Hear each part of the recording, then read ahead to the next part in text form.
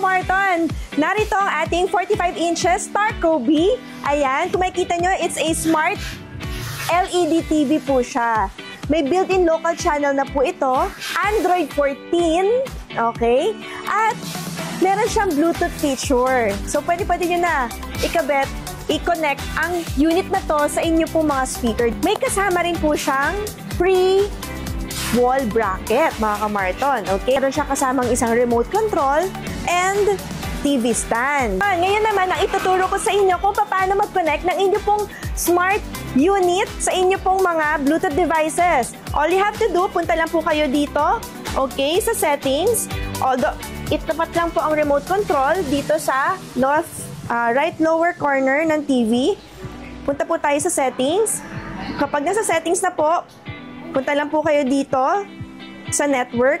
Click OK. And then, hanapin po ang accessory. Click lang po natin na accessory. Makikita po natin kung ano po yung mga Bluetooth na naka-open dito sa inyo pong unit. Nagbi-blink. Nagbi-blink ang blue. Kapag fix na yan, hindi yan, constant lang siya ng ganyan. Fix lang. Okay, ibig sabihin may nakakonect po dyan mga boss. Okay. And then, add accessories. Click po natin. Ayan, nakikita nyo po ngayon, searching. Okay? Ito yung na-search po niya, BT amplifier. Okay? And then, click po natin yung BT na yan para mag-pair po siya. So, antayin po natin siya mag-confirm na naka-pair na po. And then, click po natin OK, pair. Ayan. So, paired na siya. So, pwede na tayo magpatugtog. Okay, kumanta, mag-karaoke. Ayan, gamit ang yung TV at ang inyo pong mga speakers, Bluetooth speakers. Okay, so punta po tayo sa home.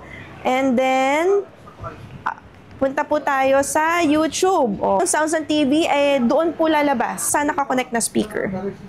For example, ito, Wish. Okay. Pwede din i-type sa YouTube ang karaoke songs with lyrics. Ayan, tumutugtog na siya ngayon. Okay? Thank you so much mga kamarton for watching. Bye-bye!